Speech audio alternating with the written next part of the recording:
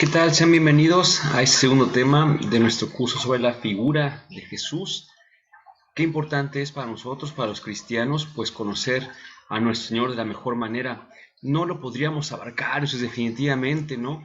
Pero podemos acercarnos un poquito cada vez más y de esta manera, al conocerlo a Él, pues también ir conociéndonos un poquito a nosotros mismos, entendiendo su porqué, entendiendo sus razones. También podríamos nosotros entender por qué somos como somos. Y es que el día de hoy el tema es justamente sobre eso, sobre ese anhelo que nuestro corazón tiene, pero mira, bien, bien fuerte. Así que vamos a iniciar y lo hacemos en el nombre del Padre, y del Hijo, y del Espíritu Santo. Amén. Ven Espíritu Santo, llena los corazones de tus fieles y enciéndeles el fuego de tu amor. Envía, Señor, tu Espíritu y todo será creado y se renovará la faz de la tierra. Espíritu Santo, fuente de luz, ilumínanos. En nombre del Padre, y del Hijo, y del Espíritu Santo. Amén. Muy bien, pues sean bienvenidos, insisto, una vez más. Me da mucho gusto que estemos reunidos virtualmente como lo estamos haciendo durante estos últimos meses. Sabemos que seguimos en la pandemia, pero también sabemos que gracias a Dios podemos continuar un poquito con nuestro camino de conversión, y en estas oportunidades de convertirnos, pues justamente una de ellas es esta, el que podamos asistir, insisto, virtualmente a esta formación que se ofrece para todos. El tema del día de hoy es acerca de la predicación de Jesús, en particular de las bienaventuranzas. Pero vamos a ver un poquito qué significa todo esto. Lo primero que quiero que recordemos, que tengamos presente, es acerca de las dos vidas de Jesús. ¿A qué nos referimos con esto? Miren, es bien importante y es bien interesante. La vida de Jesús podemos dividirla en dos grandes partes, o, como aquí propongo, hablar de dos vidas de Jesús. Vamos a ver a qué nos referimos. Estas partes son, por cierto, muy desiguales en tiempo. Sabemos que Jesús vivió aproximadamente unos 37 años más o menos. Eh, hay una propuesta de que nació más o menos en el año 6-7 antes de la era común, antes de la era cristiana, y murió en el año 30. Eso lo tenemos ya con más certeza. Entonces, pues obviamente con unas cuentas rápidas, hablamos de unos 37 años más o menos. Pero la gran parte de su vida Jesús la vivió en una carpintería, por así decirlo, ¿no? Ahorita vamos a tratar de explicar un poquito eso, porque ya lo comentamos en el tema anterior, pero lo retomaremos como no. Más o menos 34 años se la pasó Jesús viviendo en la casa paterna, casa materna también, y trabajando como un artesano.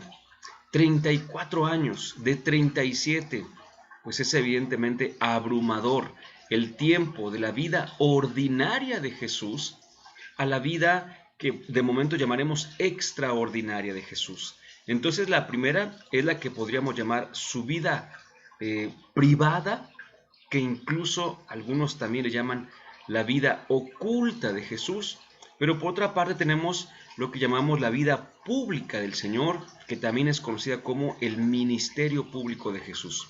Veamos entonces, la vida privada de Jesús fue, como veíamos, como la de cualquier joven, bueno, primero cualquier niño judío, luego cualquier joven judío, con la salvedad de que Jesús no se casó, y pues siguió adelante ya como un adulto judío, respetuoso de las costumbres, sobre todo porque sus papás eran, según hemos visto, bastante creyentes en esta revelación que Dios había hecho a su pueblo, en esta elección que Dios había hecho a su pueblo, y por tanto ellos eran bastante allegados a la fe, a esta fe de salvación. La vida de Jesús, la vida privada de Jesús, fue una vida que podríamos decir como cualquiera. Repito, a veces también le llaman la vida oculta de Jesús, y ese adjetivo o esa designación como que ya le queda un poquito más al misterio, ¿no? Así como la vida oculta, ¿qué pasó? ¿Por qué se escondió? No, no, no, no, no. Más bien llamaríamos vida privada o vida ordinaria, porque en realidad fue una vida como la de cualquiera, insisto, de su edad, de su tiempo. No hubo nada en particular. Algunos han dicho que Jesús se fue con los druidas allá a la Gran Bretaña, al reino de la Gran Bretaña. Otros que Jesús se habría ido al oriente lejano un poquito más, a conocer un poquito acerca del budismo. Otros que Jesús habría ido a Egipto y que ella habría aprendido incluso acerca de la resurrección y todo esto. Vaya, pues es que como conocemos más al Jesús, el que vamos a ver apenas, el Jesús como divino, como el predicador justamente, el taumaturgo o mago bueno, entonces mucha gente decía, bueno, pero a este Jesús lo acabamos de conocer. Entonces, ¿qué hizo Jesús en esos primeros años de su vida? Que repito, en cuanto primeros fueron primeros y segundos años de su vida, porque no fueron nada más 5 o 6, sino que fueron más de 30 años, ¿no? Pero la respuesta la dan los mismos evangelios, porque si nos damos cuenta, ellos nos dicen en algún momento, dice San Marcos, por ejemplo, ¿no? ¿Qué no es este el carpintero? ¿De dónde le viene pues tanta sabiduría? Esta afirmación muy tranquila nos deja conocer muchas cosas de Jesús, pero en este caso una muy concreta, que su vida ordinaria o vida privada o vida oculta fue una vida totalmente normal. Si Jesús hubiese ido a algún otro país de la India, por ejemplo, para conocer el budismo, o de Egipto para conocer un poco de la vida eterna y todo esto, pues sus mismos parientes y sus mismos eh, coetáneos habrían dicho, ah, mira, esta sabiduría le viene de que fue en sus viajes durante años a estudiar. Ahora entiendo por qué se desaparecía tanto tiempo. No, al contrario. Dicen que no está el carpintero. Es decir, era un personaje primero conocido ahí en su pueblo, que ahorita vamos a retomar un poquito eso. Era un personaje conocido, todos lo veían, no llegó en algún momento o no desapareció en otro, sino que para ellos era el carpintero. Recordemos que tres famosas y fáciles designaciones de las personas en la antigüedad eran por su patria o lugar de origen, por sus padres o por su oficio. Entonces, por ejemplo, a Jesús, a veces escuchamos que le llaman Jesús de Nazaret, era una forma de designarlo, no había apellidos. En ocasiones, Jesús también tendría que haber sido llamado el hijo de José, pero también a veces por su oficio, Jesús el carpintero. Entonces lo conocían, insisto, y por tanto se asombran de esa gran elocuencia que tiene. Pero ¿cómo es posible si nosotros no vimos que tuviera ninguna educación especial? No vimos que hiciera viajes para adquirir sabiduría. No vimos que hiciera algo realmente particular. No, era el carpintero. Entonces, esa famosa vida oculta en realidad fue una vida, repito, muy normal, común, hasta más no poder, ¿no? Pues bien, entonces decíamos en una carpintería, porque es lo tradicional a la usanza que decimos, pero en realidad sería, como hemos dicho ya anteriormente, Jesús más bien un tipo artesano, que además de la carpintería podría eh, conocer acerca de la herrería, de un poco de las canteras y todo eso también. Entonces era como un albañil sin algunos, pues sí, entre otras cosas, ¿no? Entonces esa fue la primera vida de Jesús. Pero si recordamos, el Evangelio de San Marcos, por ejemplo, en el capítulo 1 nos recuerda justamente, empieza de hecho su narración diciendo que apareció Juan y que este Juan empezó a predicar y con una voz de fuego, ¿no? Y que Juan bautizaba y que bautizando Juan un día se aparece Jesús, ese el carpintero que acabamos de hablar, y es que este carpintero lo que quería era también ser bautizado, como, pues como todos los que iban a ver a Juan, porque Juan tenía una atracción muy grande por a las personas, perdón, porque las atraía hacia él. Fíjense, Juan predicaba en el desierto y la gente iba a escucharlo. Y no nada más la gente que llamaríamos buena, ¿no? Sino que iba gente de todo tipo y al escuchar hasta querían convertirse, era algo impresionante, ¿no? Había gente que quería quedarse con Juan, pero Juan los despachaba de vuelta a su casa y les decía, no, ustedes regresen a sus casas, solamente no sigan viviendo igual, ¿no? Si tú hacías tales cosas, deja de hacerlas, ahora otras, pero sigue adelante con esta vida, porque Juan lo que quería era que los judíos vivieran bien su judaísmo. Ahora bien, un día llega Jesús y este encuentro justamente a Jesús le parte la vida, le cambia la vida o le abre las puertas a una nueva vida, una segunda vida. En esa segunda vida, pues Jesús se convierte en discípulo de Juan durante un tiempo. En este mismo canal tenemos por ahí un temita que ustedes lo podrían consultar justamente. y se vuelve discípulo de Juan durante un tiempo, y después de ese tiempo sabemos que Juan es apresado, porque dentro de la predicación de Juan, pues ofendía, por así decirlo, los sentimientos de algunos, y entonces pues fue apresado y sabemos que después fue asesinado. Entonces Jesús y otros, siendo discípulos de Juan, permanecieron con él. Jesús se distanciaba un poquito de la enseñanza de Juan, tampoco era simplemente uno más de sus discípulos. Y yo creo, y eso ya es muy personal, yo creo que Jesús destacaba justamente dentro de los demás, ¿no? A mí me ayuda a entender, me es grato pensar, imaginar que durante las noches, después de tanto trabajo que tenía Juan bautizando, predicando y discutiendo con muchos, pues seguramente se quedaba con algunos de sus discípulos y dentro de ellos pues habrá estado Jesús. Y este Jesús tenía varias pues dudas sobre lo que Juan decía, ¿no? Y es que Juan hablaba de la llegada de Dios de una manera ya inminente. Los profetas hablaban de la llegada de Dios, pero era una forma de decirlo así como que en algún momento Dios vendrá a liberarnos. En cambio, Juan hablaba de la llegada de Dios ya aquí a la vuelta de la esquina. Entonces, esa predicación a Jesús le hizo mella, le ayudó en muchos aspectos, decimos, insisto, le abrió también los ojos a una nueva vida y pues él estaba muy contento, pero aún así tenía sus propios pensamientos. Cuando Juan es apresado, entonces dice la escritura que ahí es que Jesús vuelve a Galilea, pero vuelve a Galilea, pero no a la carpintería. Es decir, Nazaret está en Galilea, lo sabemos, mientras que Juan bautizaba en el Jordán, allá en Judea. Entonces Jesús hace un viaje de vuelta a Galilea, pero como suelen decir por ahí, ¿verdad? Uno es el Jesús que salió de la carpintería, que quizá, voy a decirlo de esta manera, quizá cerró la carpintería pensando que regresaría a ella quizá en una semana, unos días, porque los viajes llevaban unos cuantos días, pero nunca más la volvió a abrir. Es decir, Jesús regresó después de varios meses de estar con Juan y regresa, pero ya no vuelve a la carpintería, ya ahora tiene otra vida justamente, ¿no? Esa es la segunda vida de Jesús, la vida del predicador itinerante, como se le suele llamar también a este gran hombre. Pues bien, Jesús empieza a predicar entonces. Dice Mateo 4:23, y fíjense que estaba al preparar el tema, me daba mucha curiosidad y alegría, por supuesto, me encanta ver esos tipos de cosas, que basé el tema solamente en 3 citas, además de las que vamos compartiendo así rápidamente, pero basé el tema en 3 citas muy sencillas. La primera la tenemos en Mateo 4:17, que la voy a decir en un momento más, aunque está antes de la que voy a decir a continuación, que es Mateo 4:23, pero la voy a decir después, y luego en Mateo 5, 1 y siguientes. Podríamos decir, de hecho, 3 y siguientes, pero bueno, vamos por partes.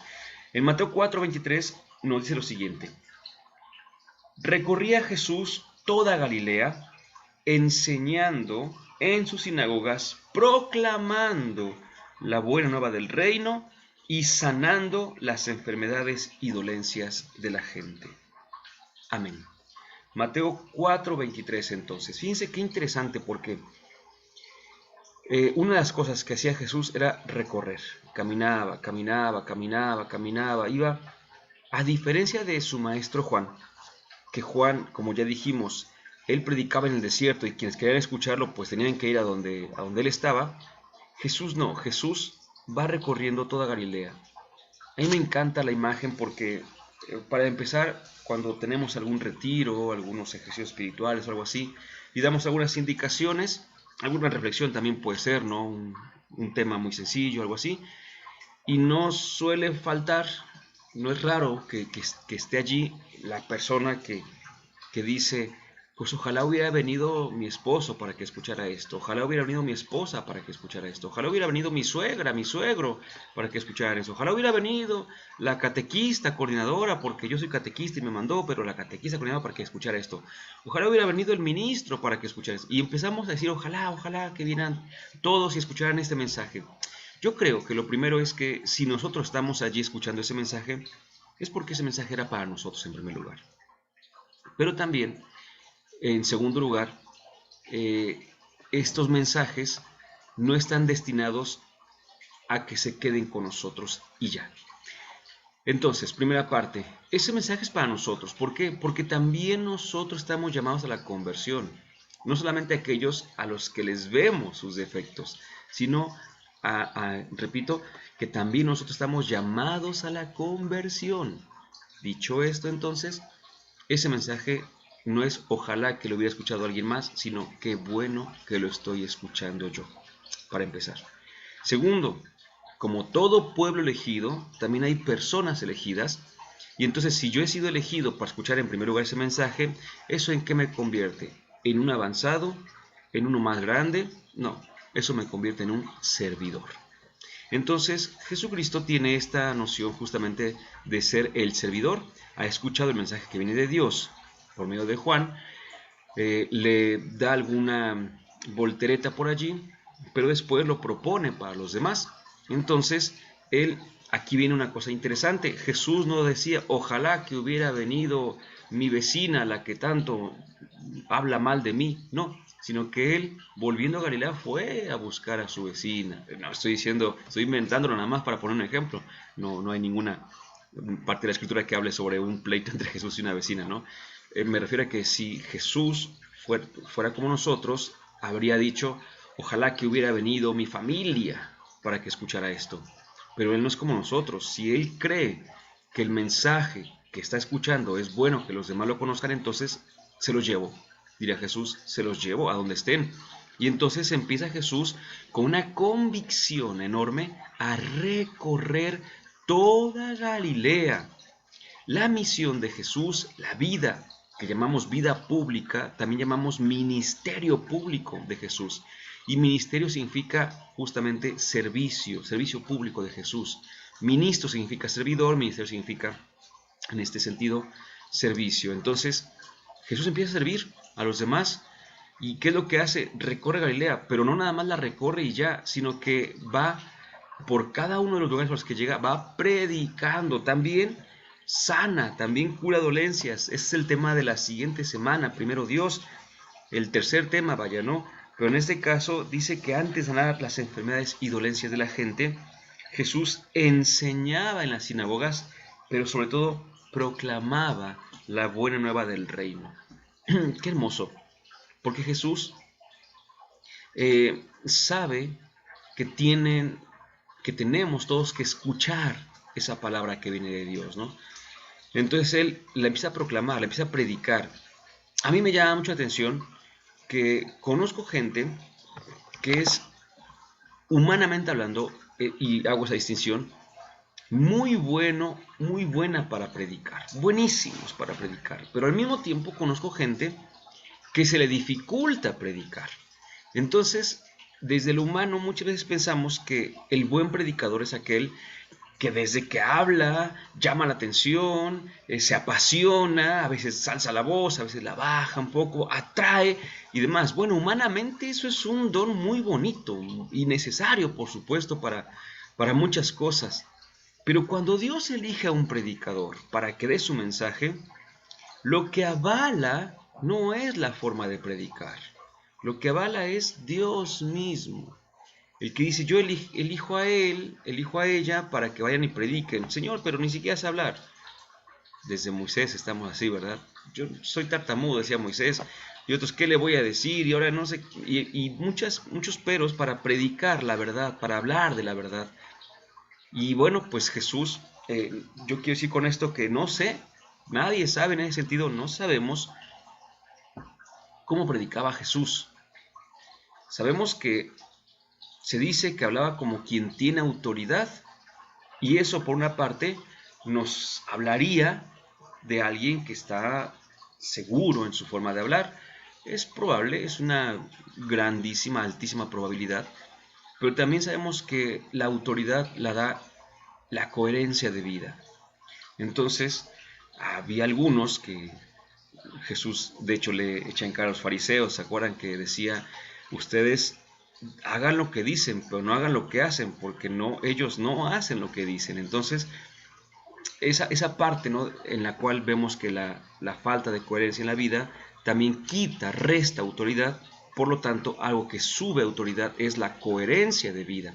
Y en Jesús había una coherencia increíble de vida. Entonces, sobre ese sentido, pues no habría ningún inconveniente en saber que, o afirmar, que no necesariamente Jesús hablaba como un gran predicador, sino que empezaba por la coherencia de vida. ¿Podría tener dotes de predicador o dotes de orador? Podría ser, por supuesto.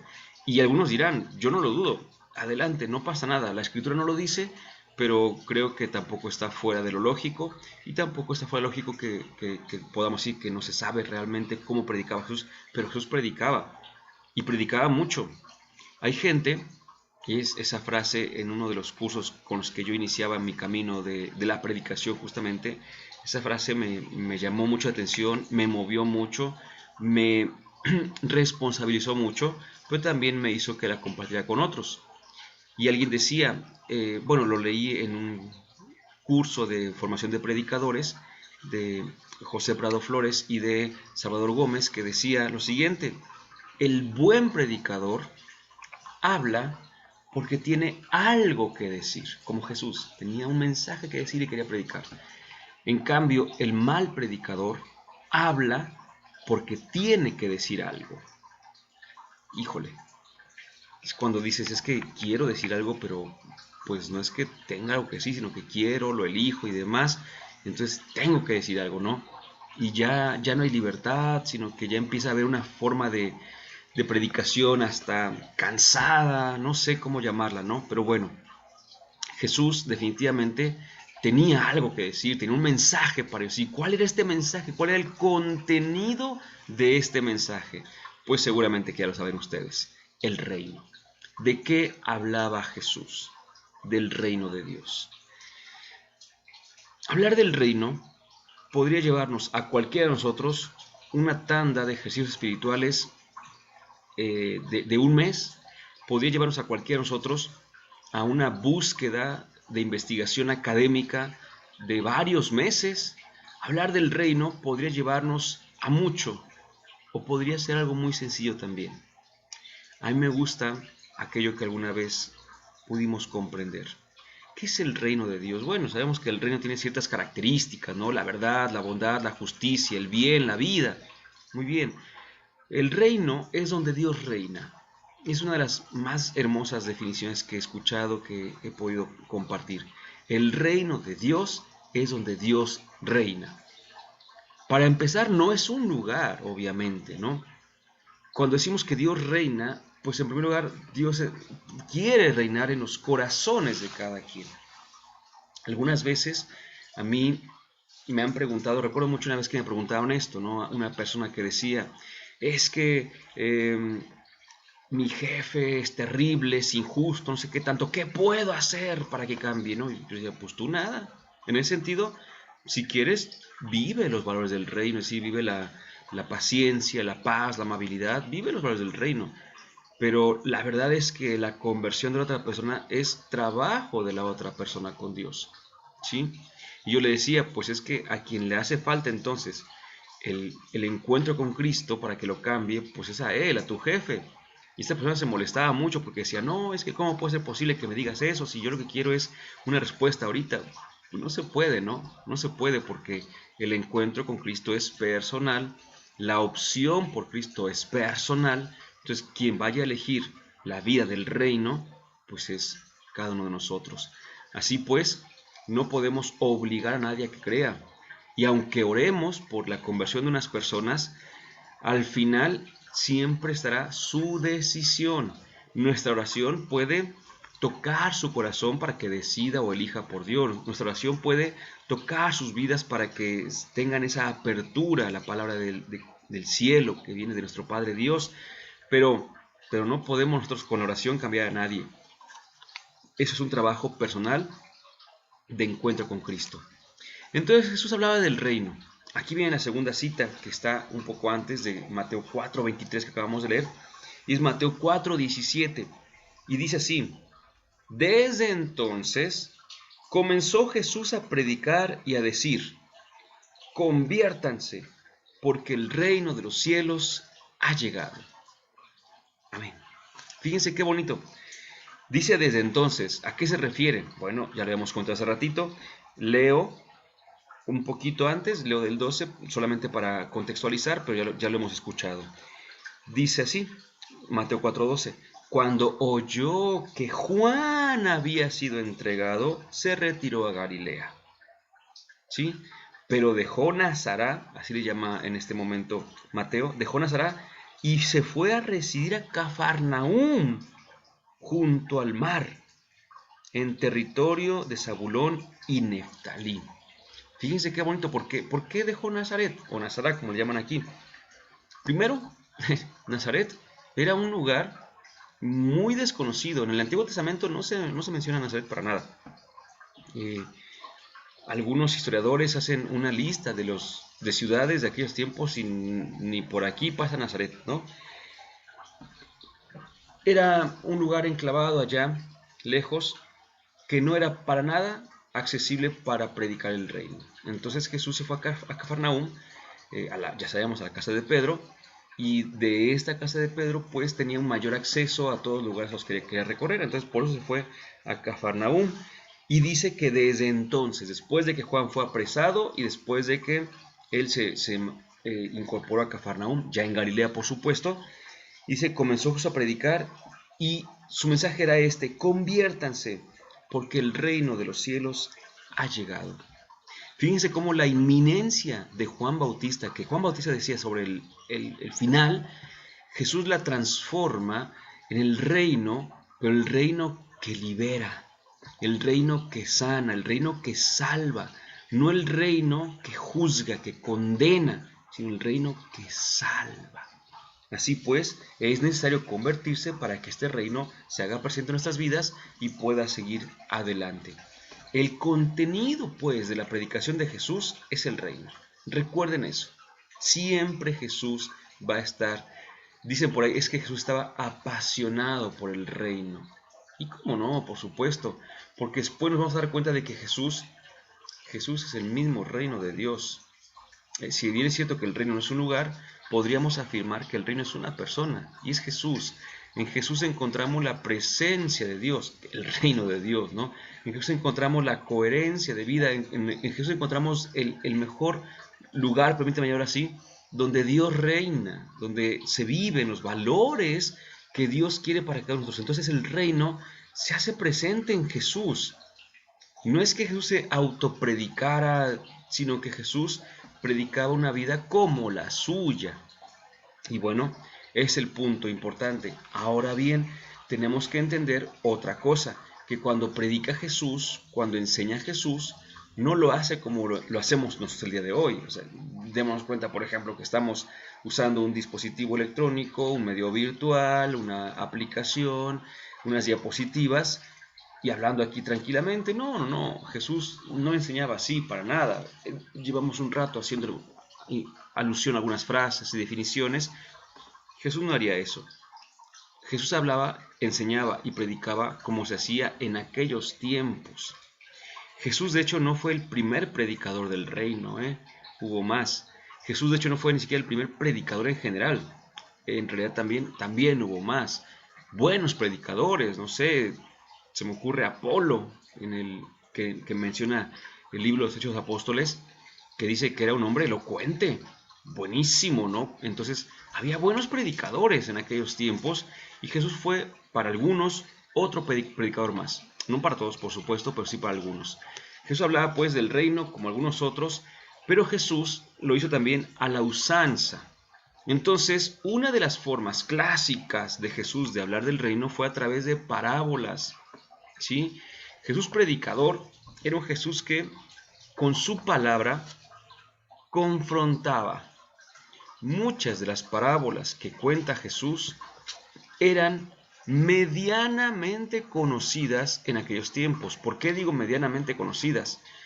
Porque, eh, por ejemplo, dicen los estudiosos, que la parábola del buen samaritano, que encontramos en el Evangelio de Lucas, cuenta que un hombre iba de Jerusalén a Jericó, iba bajando, y de repente a medio camino lo asaltan, lo golpean y lo dejan malherido, casi muerto. Bueno, pues resulta que este hombre, bueno, está tirado y pasa un sacerdote y se va derecho, pasa un levita y se va derecho. Entonces, esta parábola, dicen algunos, que ya existía y que la contaban así, igualito que Jesús, los golpes de la persona esta, que pasa un sacerdote, que pasa un levita, pero en aquellos tiempos decían que de repente pasaba un judío, que no tenía nada que ver con el culto y con el templo, sino un judío normal, sencillo, cualquiera. Y entonces era una parábola que hablaba justamente de la importancia de aquellos que eran fieles aún sin tener ningún cargo ni nada por el estilo. Entonces era una parábola conocida. Jesús la toma, muchos de sus interlocutores dicen, esta ya me la sé, y entonces de repente Jesús les cambia.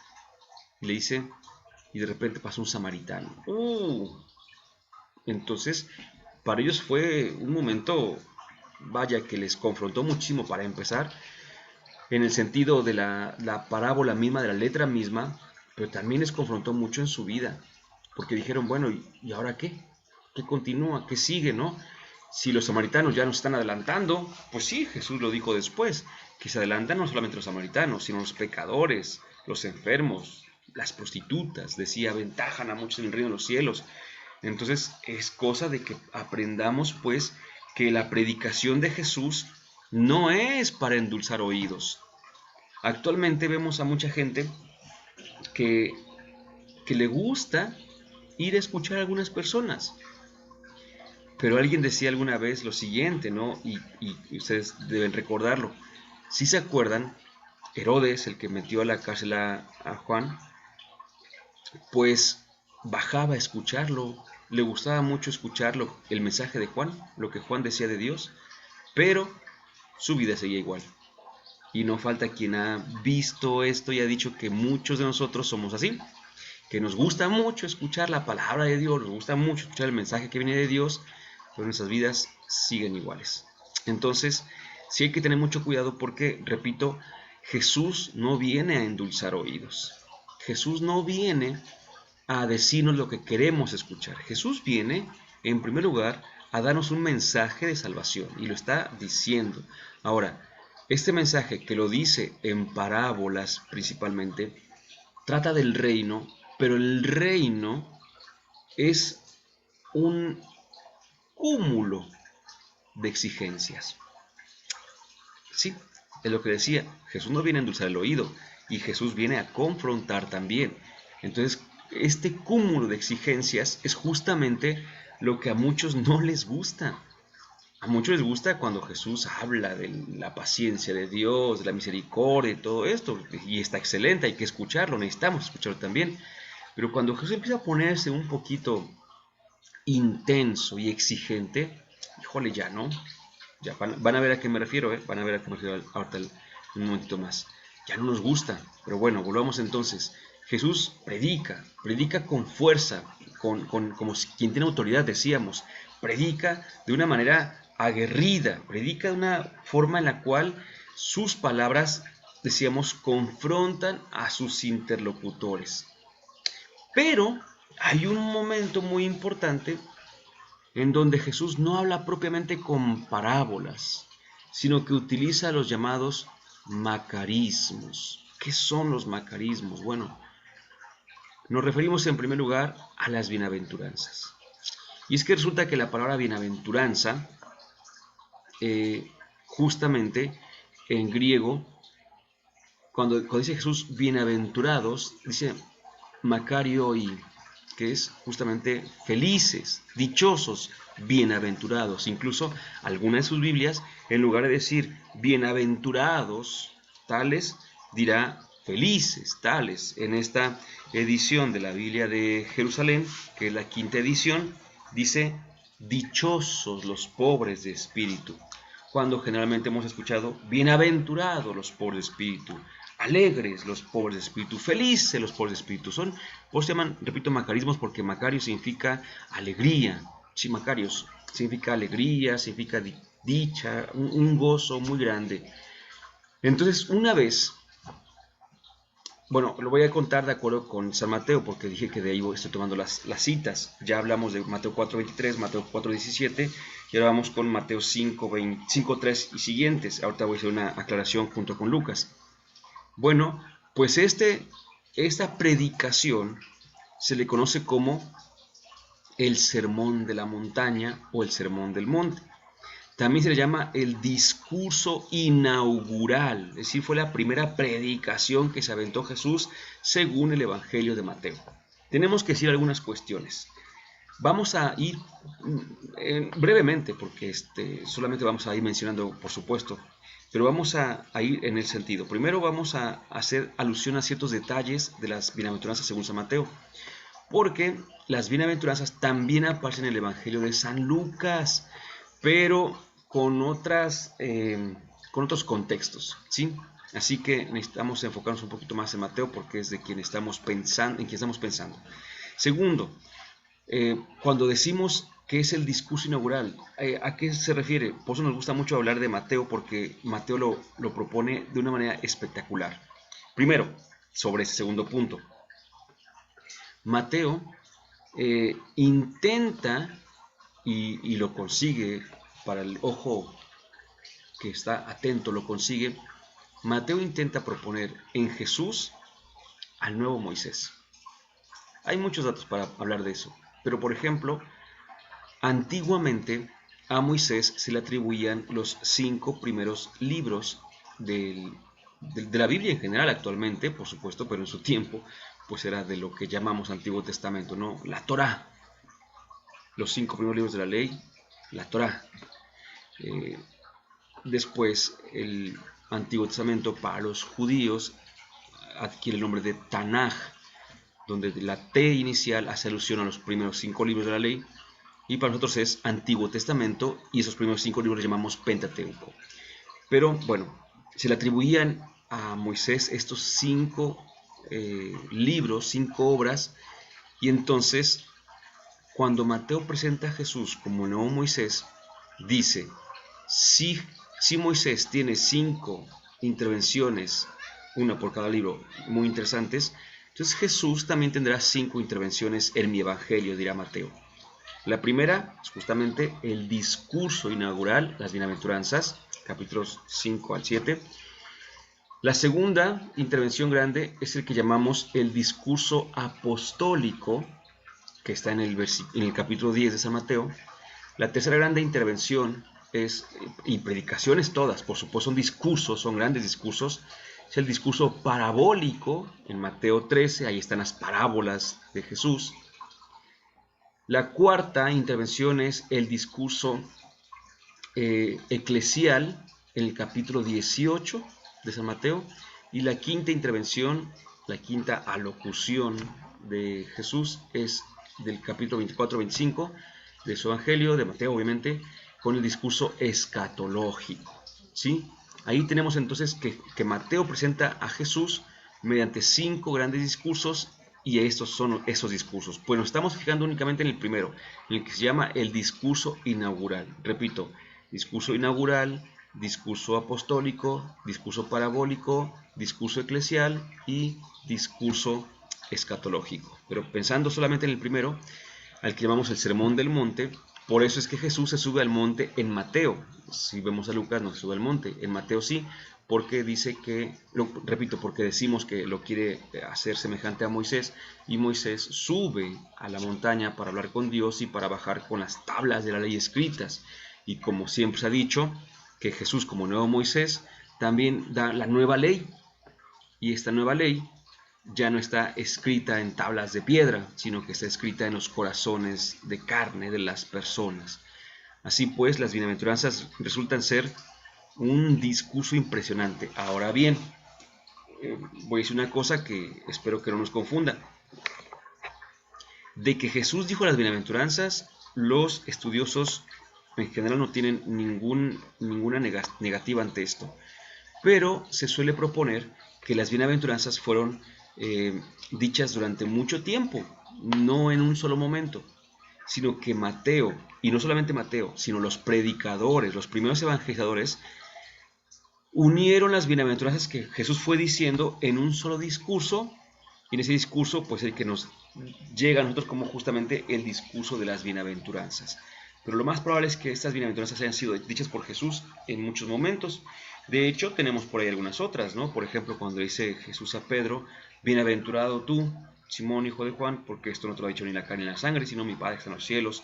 O cuando dice, muy diferente, pero en el Evangelio de San Juan, a Tomás, dice, dichoso tú, perdón, tú crees porque has visto, dichosos, bienaventurados sean aquellos que creen sin haber visto. Entonces, hay varias bienaventuranzas en la Biblia, pero esas están condensadas porque, y tienen un poder impresionante. Están condensadas porque es una forma pedagógica también de enseñarlas y tienen un poder impresionante. Entonces, estas bienaventuranzas, ¿de qué tratan? Pues dice el Catecismo de la Iglesia Católica, y yo recomiendo que lo lean porque yo solamente voy a dar una pincelada.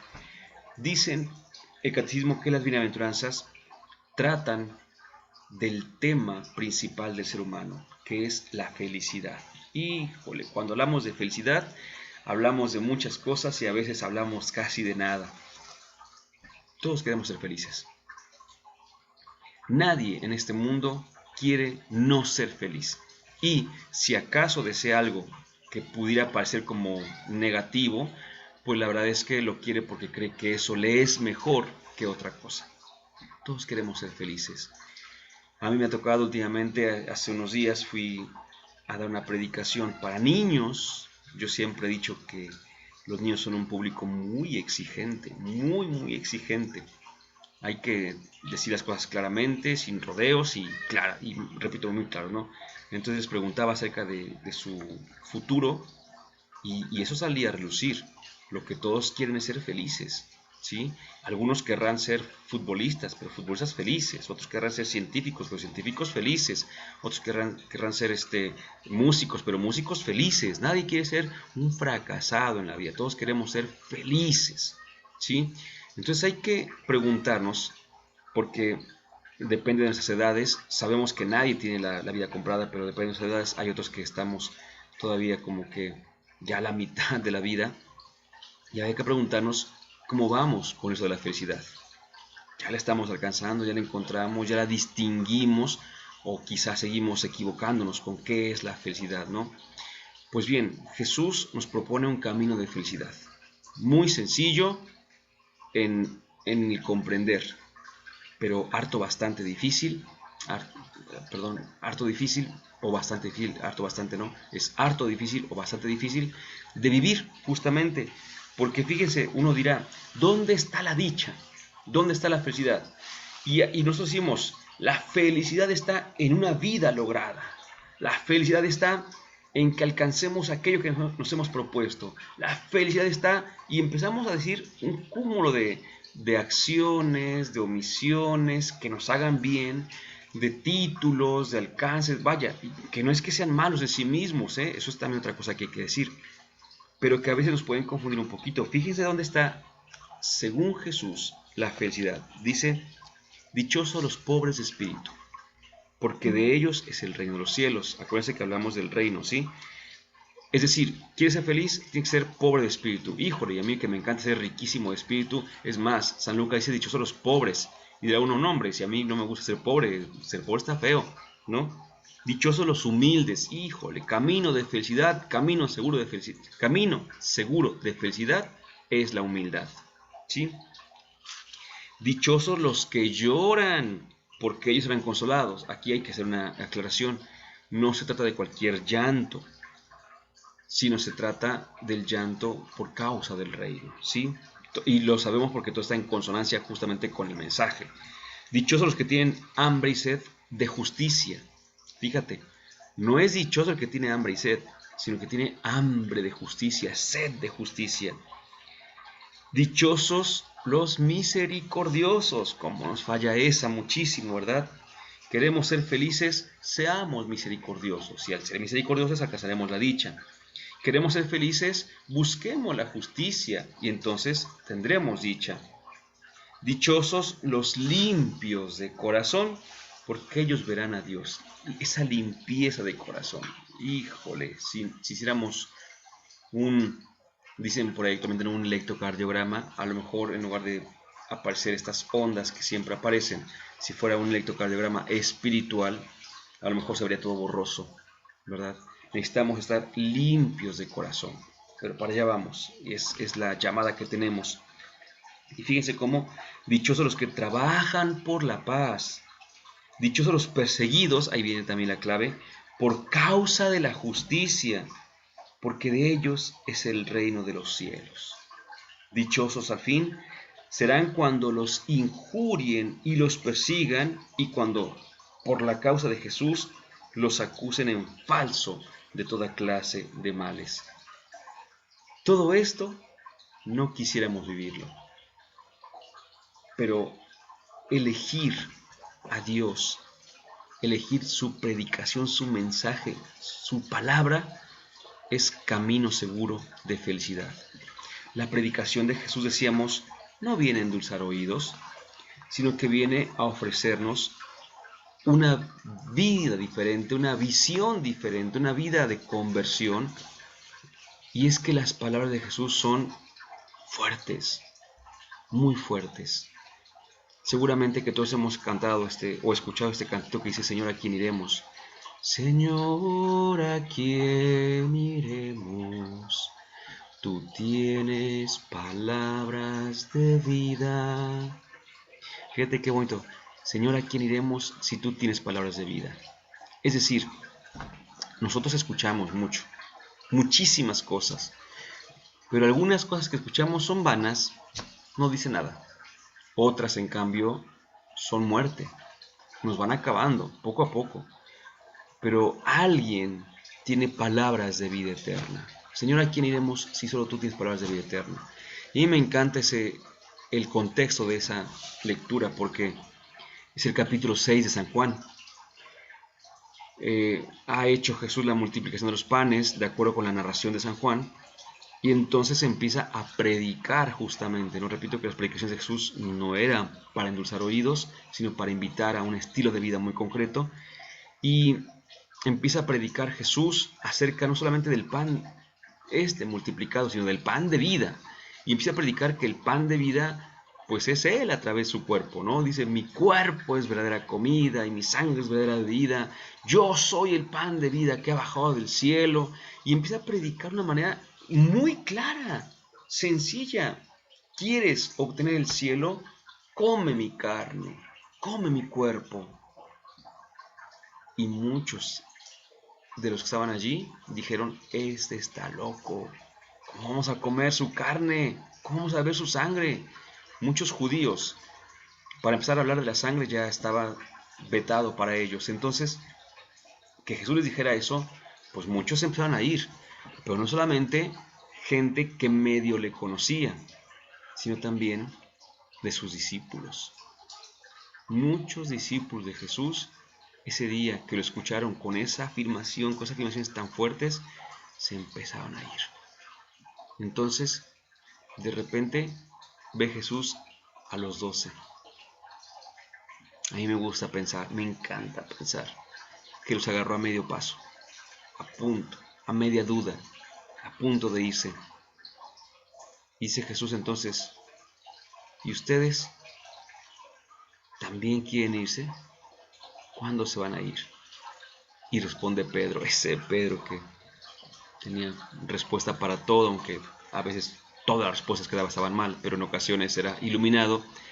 Y dice Pedro: Señor, ¿a quién iremos si solamente tú tienes palabras de vida eterna? Nosotros hemos creído que tú eres el Santo, creemos y sabemos que tú eres el Santo, el Hijo de Dios. Tú tienes palabras de vida eterna. Fíjate qué profesión de fe tan grande, porque se le acaban de ir a Jesús muchísimos por sus palabras, por su predicación. Y Pedro le dice: no, tu predicación, tus palabras son palabras de vida eterna. Pedro, yo no sé si lo había entendido tal cual, pero ya lo sabía. Las palabras de Jesús son palabras de vida eterna. Ojalá que nosotros, hermanos, también podamos ver eso, podamos entender que las palabras que decimos nosotros a veces son palabras que hieren. Algunos otros también dicen palabras que hieren, otros tienen palabras de muerte, de odio, de rencor.